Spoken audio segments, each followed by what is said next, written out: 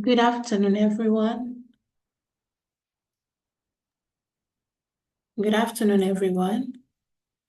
Good Um, afternoon, we can hear yeah, you. I know I've just been playing Yeah. something, and maybe you were not like you'll be like, what is it? So this is actually the national anthem of Namibia.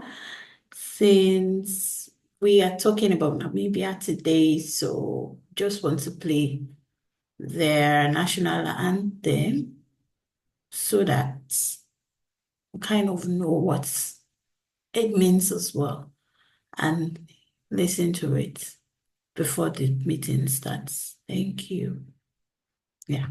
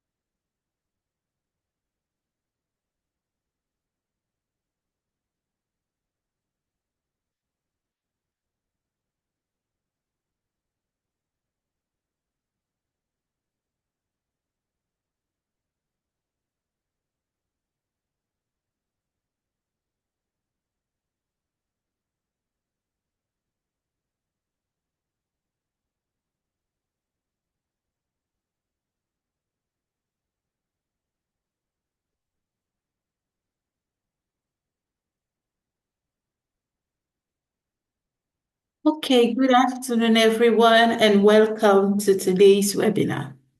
I hope everyone can hear me clearly. Kindly confirm.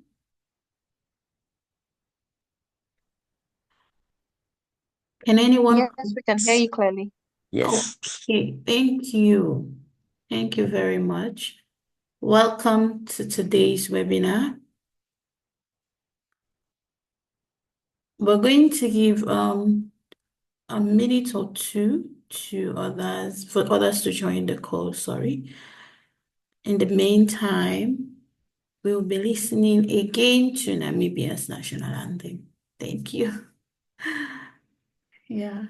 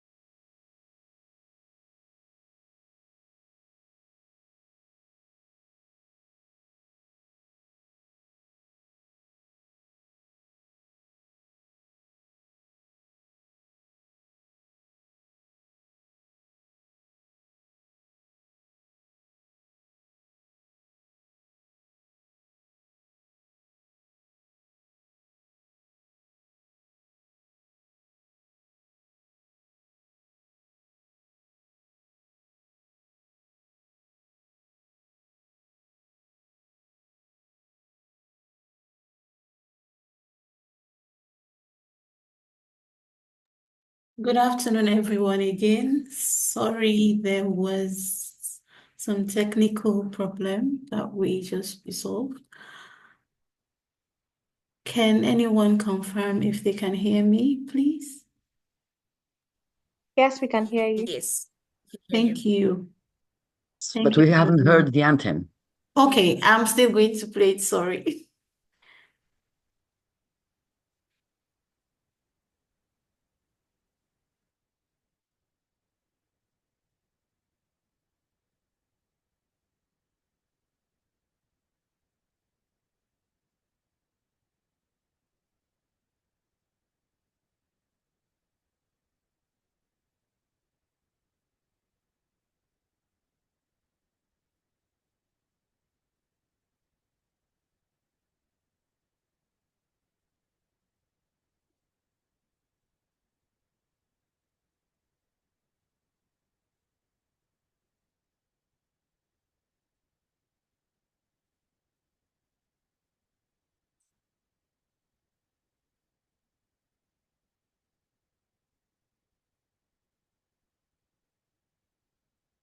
Hello. Can you hear the anthem now, please? No, we can't hear it. Oh, okay. I think I'm still having this. I don't want to waste because I can hear it from my side. Maybe we'll just do it at the end of the meeting so that will not keep people waiting. Okay, so welcome to today's webinar. I'll be your moderator for today's webinar, and I am Mary Dora Kamara. And yeah, so for today's webinar, we're just going to establish some ground rules, which I believe most of us have already adhered to. Please mute your microphones, and also all communication should be done with respect. And please introduce yourself in the chat box. We want to get to know each other because we're not just here to learn, but also here to network, collaborate for future partnerships. So please introduce yourself, your name, where you're joining from, and where you're from, as in your country of origin. So I'll start. I'm Meridora Kamara. I am from Sierra Leone and I'm joining from Germany. Yeah, so next, we're going to the webinar's agenda. We'll start with introduction and then we'll go to interactive session where we'll get to know Africa better. Today we'll get to know Namibia better. And then we'll do the introduction of the speaker. We'll do some Q&A after the presentation from our speaker. And then we'll end our meeting for today with some closing remarks. So yeah, moving ahead, I want to do some basic introduction about Margaret.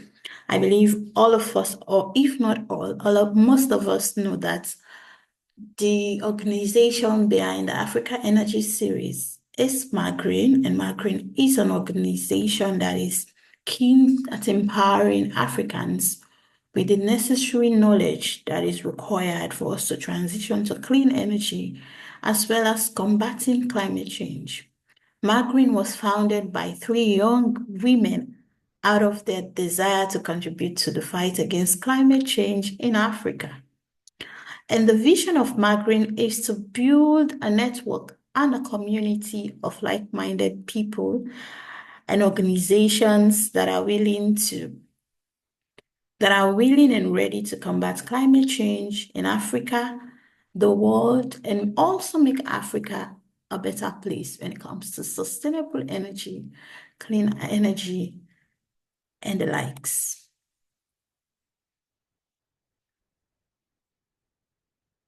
So why the Africa Energy Series? We realize that there is a significant knowledge gap among African youth regarding the climate action, net zero targets, and energy transition in the respective countries, as well as across different African nations. So with that, we decided to bridge this knowledge gap. That's why Margaret started the Africa Energy Series, which we have been doing every Saturday since we started it early this year. So far, we have covered over 30 countries, and we are still on the journey across Africa. So our aim for starting this Africa Energy Series is really simple yet very impactful, as we want to educate and forge partnerships between countries, people, as well as organizations for the greater good of our continent, Africa. So with that, yeah, the Margaret Africa Energy Series was flagged. So next is to the Margaret team. We have the programs coordinator, myself, Meridora Kamara, and we have Suleiman Aisha Abba, who happens to be a communication and partnership coordinator. We have Georgette Celestine Hudo, who is our technical and design coordinator. So now to the fun parts. I'm going to hand over to my colleague Georgette to take us through the Mentimeter and help us get to know Africa, Namibia to be precise. Well, over to you, Georgette. Thank you so much, Mary. Thank you for the wonderful introduction. And hi, everyone. Good afternoon. I have put a link in the chat box for us to get to know Africa better. So I would really appreciate it if we click and participate in this together. I will share my screen briefly and we can all join to see how best we know Africa.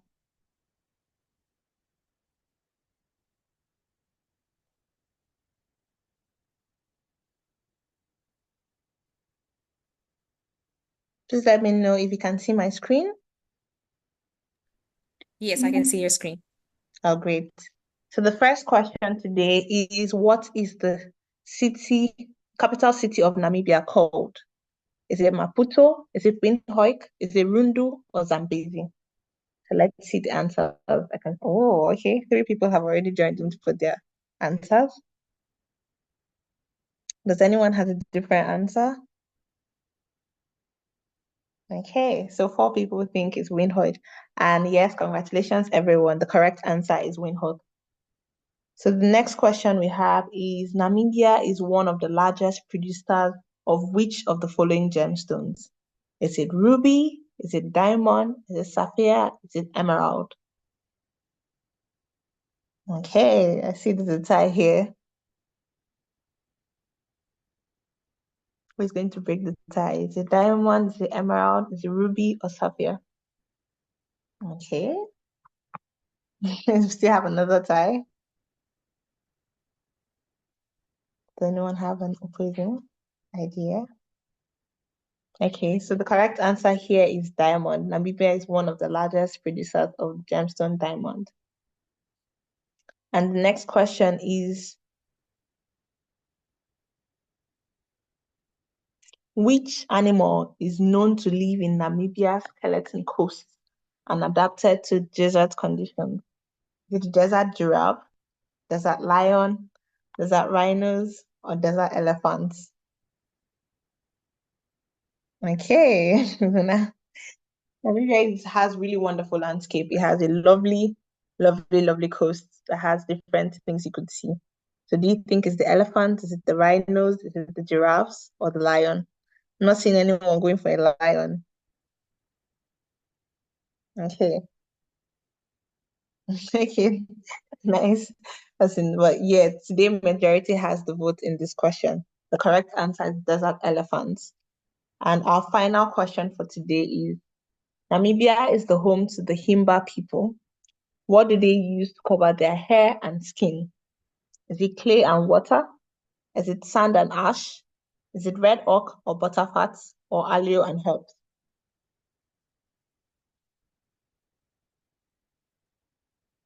Okay. I hope we're not using Google. I hope we're just letting it flow through us. Or if you know Namibia, you let it go. So I'm seeing lots of people going for, okay, we have a tie. Anyone going to break the tie today? This is good. And the majority has it today again. So it's red oak and butterfat. So thank you everyone for participating. And please, I'm handing over to Mary to take it away. Thank you, Georgette. I'm seeing this, she's saying this is foreign. I mean, we do this every Saturday just for us to get to know the country that we are talking about. Because I mean, some countries, other than the name of the country, you literally don't know anything about the country. So this is what we do. We're happy that you like it. Yeah. Give me a second, please.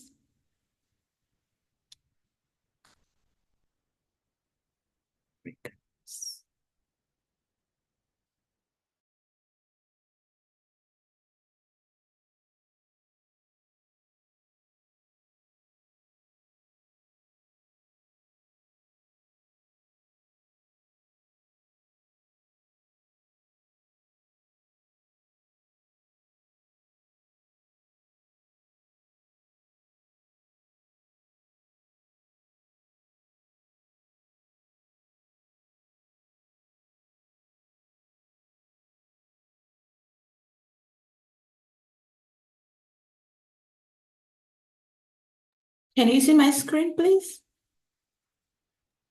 Yes, we can. Okay. Yes. Yeah, thank you. Yeah, so we move forward. Yeah. So yeah. So before we go ahead, we're still looking for speakers from these countries. I mean, in as much as we've been able to cover 30, over 30 countries so far, we still need speakers from the following countries. So if you know anyone from Burundi, Columbus, Congo Brazzaville, and the likes, as stated, displayed on the screen, please give us their contact or kindly ask them to reach out to us. We're on Facebook, Magreen, we're on LinkedIn, we're on X, we're on Instagram, and then we are also on Twitter. Yeah. So, and now we're also on YouTube. So reach out to us. And our email is margreen360@gmail.com. You can also send us the contact to reach out to us, please. We want to know everything about Africa, not just some African countries, but everything that every African country has been doing so far. Yeah, thank you, as you do. So, moving ahead, we're going to our very beautiful speaker for today. Yeah. So today our speaker's name is Miss Ndeshi. She is an award-winning leader in mining. She's currently serving as a strategic advisory board member, capture in African Global co-lead at Women in Green Hydrogen. She has a background in diplomatic upbringing and fluency in 6 languages. Wow. She brings a unique perspective to her roles. That's good and impressive. As the president of the Mining and Process Engineering Society, she's also a founder of Labo Innovations. She leads groundbreaking initiatives recognized by prestigious organizations like Women in Engineering and WorldSkills International. Her achievements include the African Leadership Award in the Rising Star category, an induction into the Hall of Fame of the Association of Women in Mining in Africa. Her dedication to sustainable solutions and industry innovation drives her mission to create positive impact and foster collaboration across borders. Over to you, Ms. Ndeshi. You have the floor. Thank Take us you through. so much. I'm so anxious. I just can't wait to hear from you. So yeah. Lovely. Thank you so much for the amazing introduction, Mary. Thank you so much, Georgette, for the invitation and the fun games. I actually learned a few things about my country, imagine. But thank you so much. A very good afternoon to all our audience that is in the group today. I see we have some gentlemen from Niger, Switzerland. Thank you so much for joining us today. And please do let me know once you can see my screen. I would just like to share that.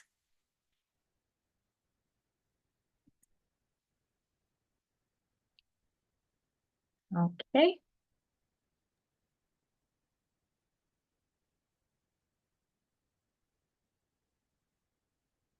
All right. Is my screen visible?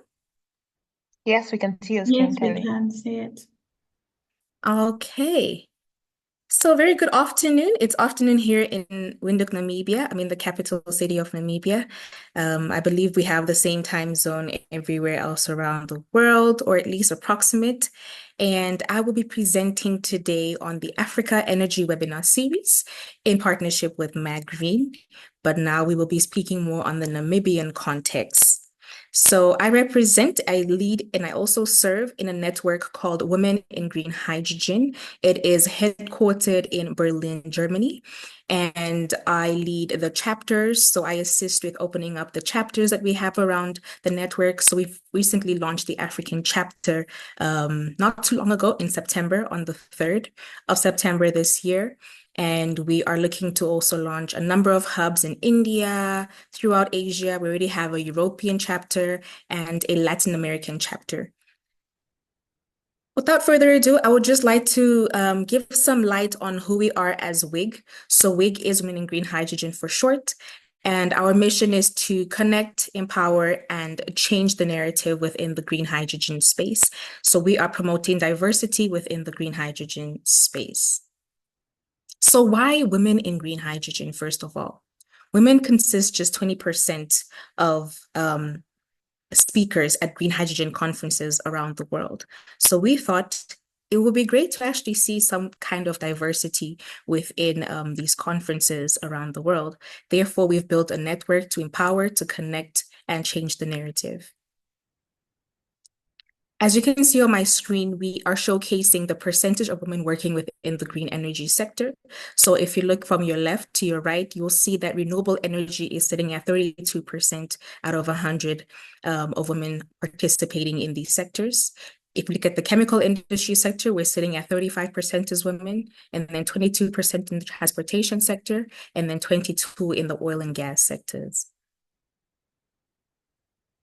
And if we look at the executive roles that women are playing within the actual industry, it actually comes down tremendously. So we are sitting at 10% in the renewable energy spaces and 14% in the chemical industry, 11% in transportation, and 14% in oil and gas. So how does WIG actually tackle these issues that are being faced? So we've actually created what we call an expert database. So this expert database can be found on our website, whereby we connect women from all over the world in different engineering or different STEM industries to actually showcase who they are, what they do, their languages, bios, etc., and then topics that they are experts in. And they're able to join in talks such as these ones. So MagGreen, if you are looking for more speakers, you can definitely find some across the continent here in Africa that can actually represent their specific countries through our database on our website.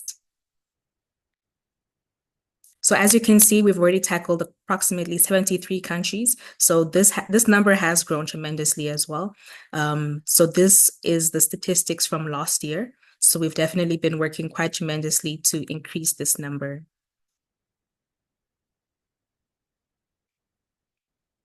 We also have a mentorship program. It's open to women as well of all age groups.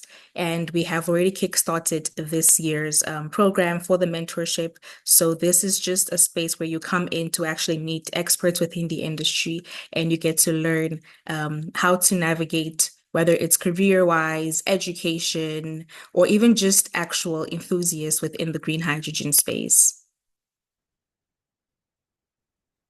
We also do host events as well as partnerships. So here's just a list of a number of events that we've taken part in. So we have partnered up with United Nations Industrial Development Organization and many others across the world, such as Essential from Latin America and Reuters events in Europe and many others. As you can see on my screen, you can see we've tackled quite a number of spaces. North America, Latin, a few in Africa. This definitely has to be updated still, Australia and Middle East.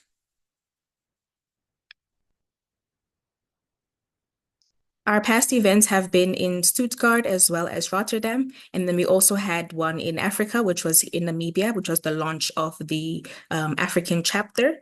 And this took place in Windhoek, Namibia, in partnership with the Global African Hydrogen Summit. We have quite a number of partners, so we're definitely happy to add on Green to our partners during this session of the webinar. We have had quite a number of them, as you can see, our partners and collaboration in the first section, and then we also have the events partnerships, and then of course we have our great supporters who assist us in launching quite a number of chapters, as well as networking / master classes around the world. So we have been tracking our numbers as well through our networks. We've been able to reach quite a number of people within our LinkedIn group, newsletters as well. Our expert database has grown tremendously, and it's open to even more people who would love to participate in these sections. And then we've also hosted quite a number of events. We're sitting at 35 plus events, and over 20 partnerships have been established so far. Here is our team. We have quite a number of co-founders, our event planners, our mentor leads, communications team, partnerships team, as well as a Latin American team. And then I'll just introduce you to our African team, since today is all about Africa, and then we'll definitely dive into Namibia shortly. So once again, I am Deshiafela Ndivayele, and I am from Namibia, and I am the Strategic Advisory Board member, as well as the Africa Global Co-Lead for the African chapter of Women in Green Hydrogen. And today I will take you through the Africa Energy webinar series with Green on the Namibian context. So we'll be touching on a couple of points. Number one, about Namibia. So I'm sure all of you have an idea of who we are already through the little game we played earlier. And then number two, we'll talk about the electricity access and clean cooking within Namibia. And then also just dive into what the main sources of energy production and consumption are being used in Namibia. And then our country's net zero targets, our policies, and how we are transitioning through to the energy supply within Namibia. And then, of course, we'll touch on the foreseeable challenges and possible solutions to mitigate these challenges. So once again, that's me on the far right, myself, Deshiafela Ndivayele, and my co-leads, we have Joy Nzue from Kenya and Viaksha Morbid. Unfortunately, they couldn't be here today, but of course, they'll have to tap into the recording of the session. But they're also quite amazing industry trailblazers alongside me. And we also have our regional directors of the WIG Africa chapter. The team is quite huge, so we're still updating our presentation. So we have a southern lead for Africa, which is Tobeka Mchunu. And then we have our northern, which is Nihal. And then we have our Western, who is also part of Green, who is Ms. Aisha Suleiman. And then we have our Eastern, which is Ms. Edna from Kenya. So let's dive straight into it. So where is the Republic of Namibia? So Namibia is sitting at the southwest of Africa.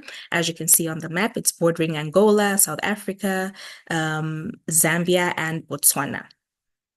And we're sitting at 3,022,401 people. So it's quite little, I won't lie. The country is quite big, but the population is quite small compared to all the other bordering countries except Botswana, of course. And our country size is sitting at 824,292 square kilometers. And our country is honestly so hot. Right now it's summertime and it's blazing. I think we're sitting about 34 degrees at the moment here in Namibia. So it's very dry with sparse erratic rainfall. I would say it's the second driest area in Africa after the Sahara Desert. So what is the percentage of electricity access in Namibia? So in Namibia, we are sitting at 60% of people who have access to the zones that have the national electricity grid, which is pretty good, I must say. But then those same people who are living within those spaces in the rural residents are having 40% access to that specific electricity. And then those who are living within the urban residents have 78% access. And according to survey, they have mentioned that everyone who has access to electricity is sitting at 77%. And they mentioned that this percentage is actually pretty good for those who have access. And this specific electricity is actually working within those specific residents who have actual access. So this is a survey done by the Afrobarometers in Namibia. Our sources for cooking, specifically in the households, we have quite a number of sources that provide cooking within Namibia. So here are the stats according to NSA, which is a statistics agency within Namibia. And we're sitting at our highest, which is 37.3%, which is basically just electricity from the mains. So we'll dive definitely into where the main production comes from. But at the moment, we're sitting at 37.3% of electricity. And then we're coming down to gases, which is sitting at 10.3, paraffin, 2.8, firewood, which is 4.86, which is the major use of electricity, of energy use within the rural residents of Namibia. And then we also have 0.1% of charcoal, 0.4 for dung, 0.1 of solar energy, and many others are also sitting at 0.1. So when we are looking at this electricity, the most common is, of course, firewood in Namibia. And our urban, of course, isn't using too much of that. So it's more used within the rural areas. As you can see, we're sitting at 85.5% for rural and then 17.3% in the urban areas. However, in the urban areas, majority of our energy is sourced from the electrical mains within Namibia.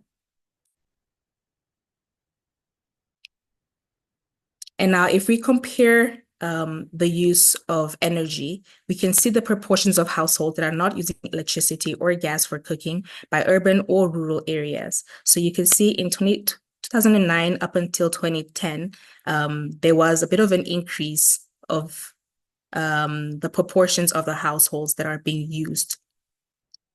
All right. And then if we look further from the rural area, we have a decrease from 90% all the way up until 87%. And then nationally, also quite a great decrease of 60.8 all the way to 52.4. So this figure is showing that there's a high proportion of households not using electricity or gas for cooking. And this is compared to the different percentages that are being shown over there. And the figure also indicates that the proportion of households that do not use electricity nor gas as their source of energy for cooking in rural areas has dropped by 3%. Between the two surveys that have been supplied, while the proportion of households that do not use electricity and gas in urban areas have slightly increased from 22.7 up until 23.1%. And if we move forward to our lighting sources of energy, we can see that our households of source of energy for lighting in rural and urban areas are as shown. So you can see that we're more into electricity for lighting in Namibia as a whole. And of course, the most consumption is being seen within the urban areas, and there's less in the rural areas. And of course, there's 0% use of gases for lighting in Namibia. And then we move over to paraffin, which is about 1.9%, wood or charcoal, 1.6%, candles, 11.2%, and then solar energy is 3.8%, and many others are sitting at 0.6%. So the main that we're looking at is electricity from the mains, and then candles, and then solar energy that is being powered. And of course, with a higher increase in urban areas for the mains and a bit of a lower one in the rural areas. And then, of course, we have a higher use of solar energy within the rural areas in Namibia compared to the urban areas in Namibia. And of course, the regions below here are just the number of regions we have in Namibia. They're called Karas, Erongo, Hardap, Kavango East, Kavango West, Khomas, Kunene, Ohangwena, Omaheke, Omusati, Oshana, Oshikoto, Ojuchonjupa, Zambezi. So these are our different regions within Namibia. I believe in Nigeria, they call them states, but we call them regions here in Namibia. All right, moving over to heat, we are sitting at 30.6% of main use of the electricity within Namibia, 30.6%. And of course, we're still using so much firewood, which is sitting at 37.1% throughout the whole of Namibia. And of course, once again, there's major consumption in the rural areas of the wood, and there's less within the urban areas.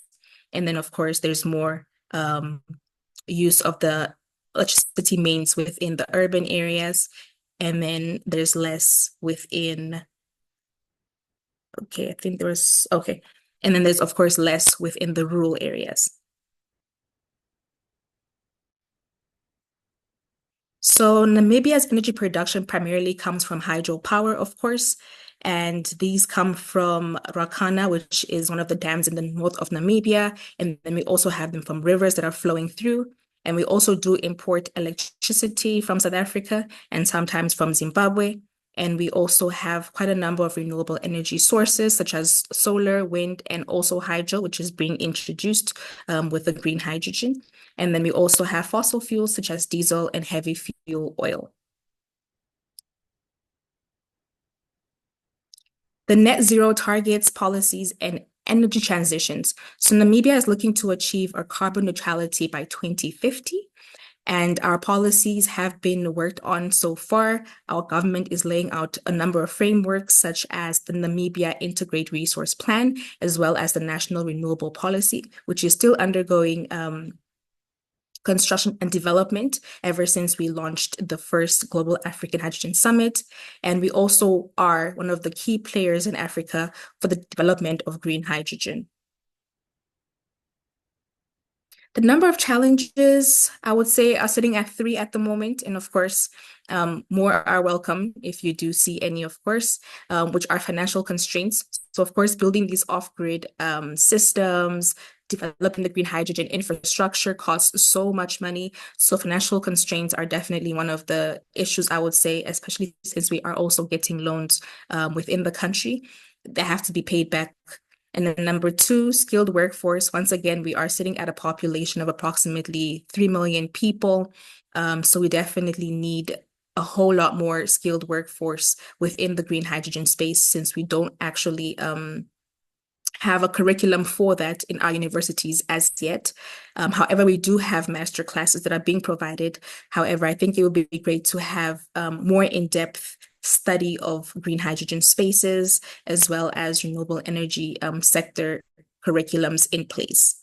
And number 3, of course, dependency on imports. So we still are dependent on our neighboring countries in order to import electricity, as well as other sources of energy, such as, I would say, like the matchsticks, and sometimes even just other, what I call them, technological devices to actually power up these spaces. So we still are dependent on these international imports.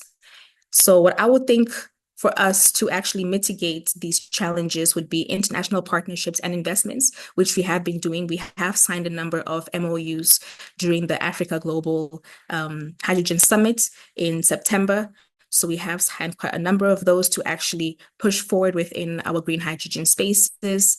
And I also believe having capacity building and training programs will definitely also mitigate the issue of having not enough skilled workforces.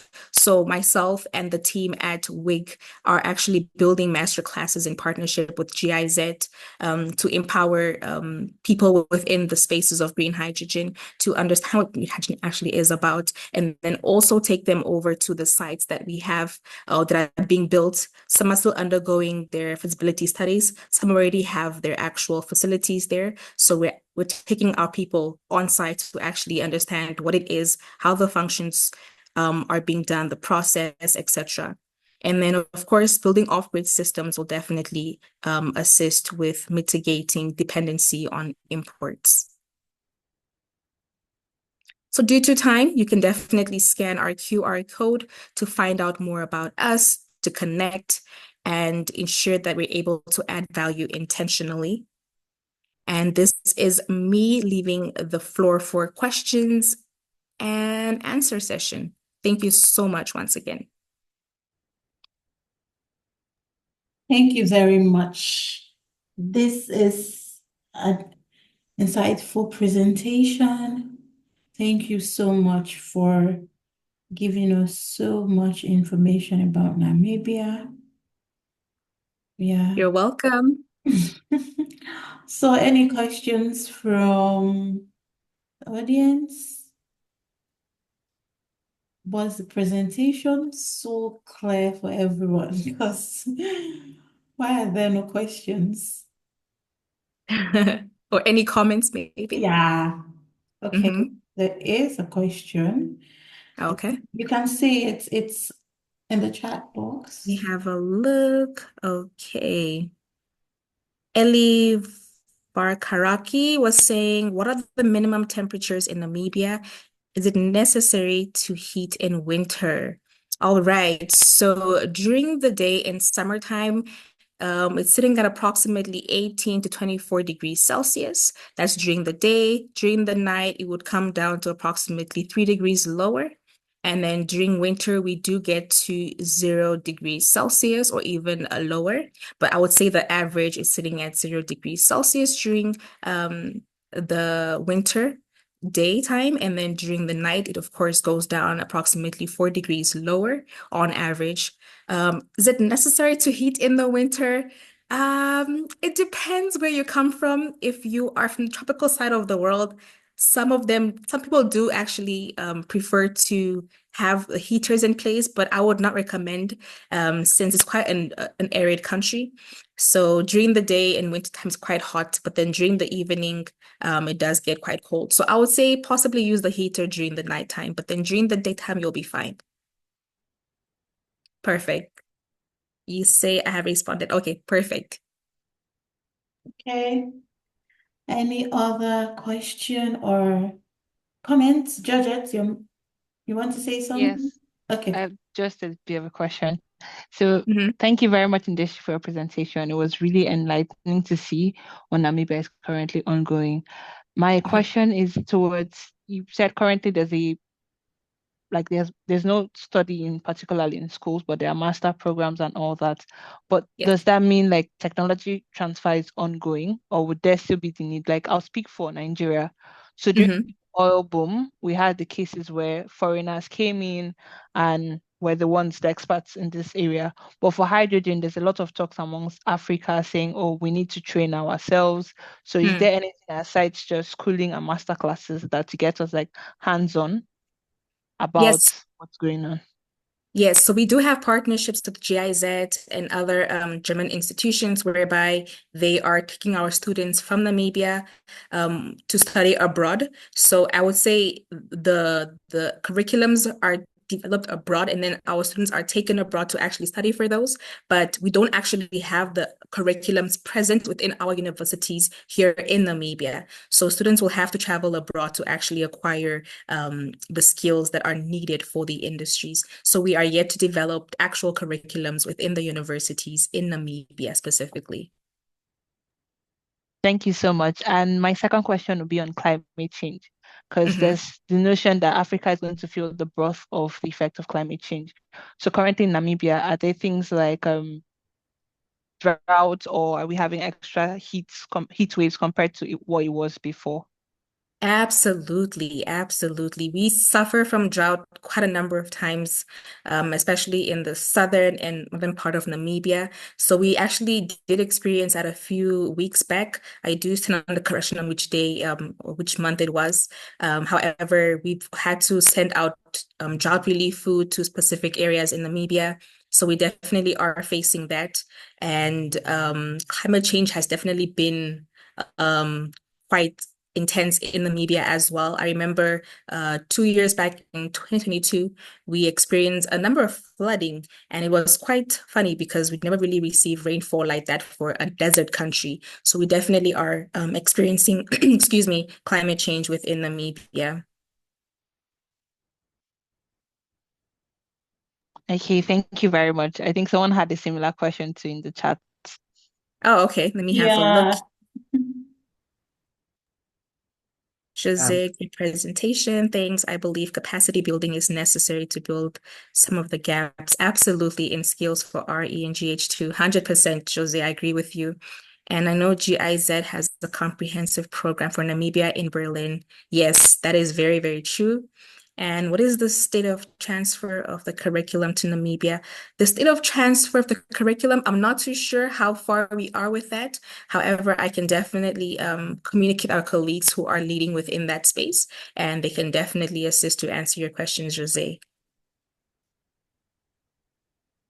besides having to just send our students over to other countries.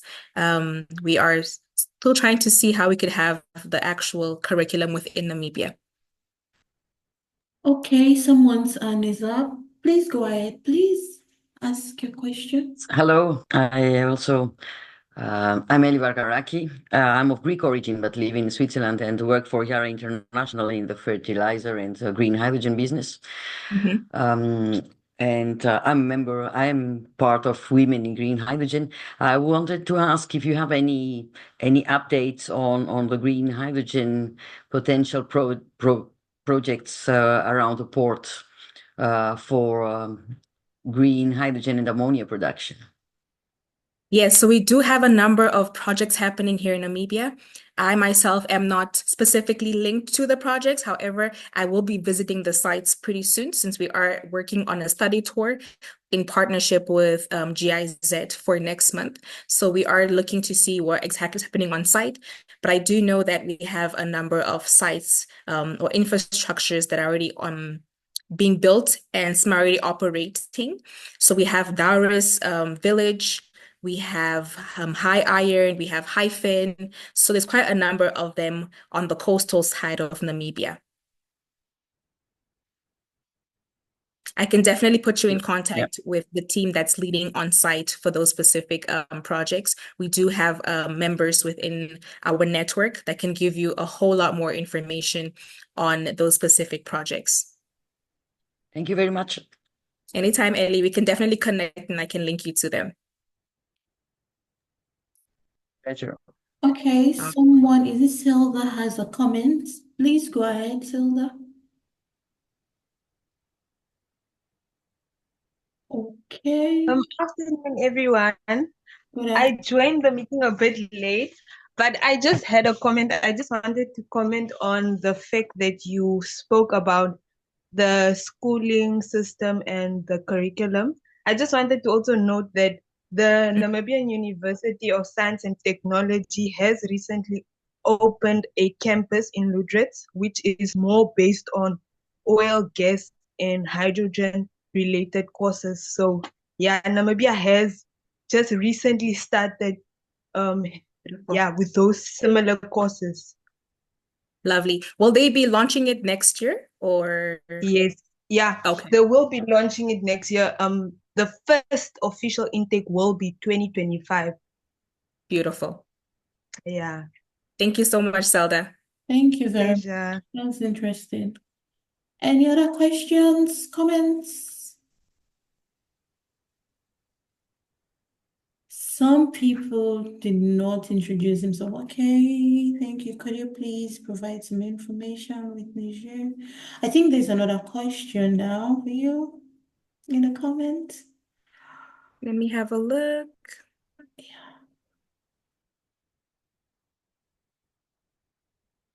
Isifi is saying, thank you for your insightful presentation. Could you please provide some Or information? hello, or maybe I can just say it. Okay. All right, yeah. Thank you for the insightful presentation. As I've written it, I've learned a lot. Actually, I didn't even know that you have a partnership with Niger, and I think it's the first time I'm even seeing this woman in green hydrogen. Maybe I'm not very well informed, and I would like to know more about your partnership you have with Niger. Maybe I could be useful. I don't know, maybe somehow to All it. right. So our partnerships team isn't here with us today, unfortunately, but you could definitely scan our QR code to find out from them on how our partnerships are working with. And they can definitely give you more light on that partnership specifically with Niger. If you could scan that, they could definitely assist you. All right then. Thank you. Yes. Yeah, You're that's great welcome. also. Yeah. Anytime. Okay, thank you very much. I mean, this has really been an interactive session and an insightful one as well. Thank you. I think we'll go ahead to see what's next for us. We've done All right. Q&A already. Thank you. I'll just stop sharing my screen now to give you the opportunity, Mary. Yeah, thank you. Okay.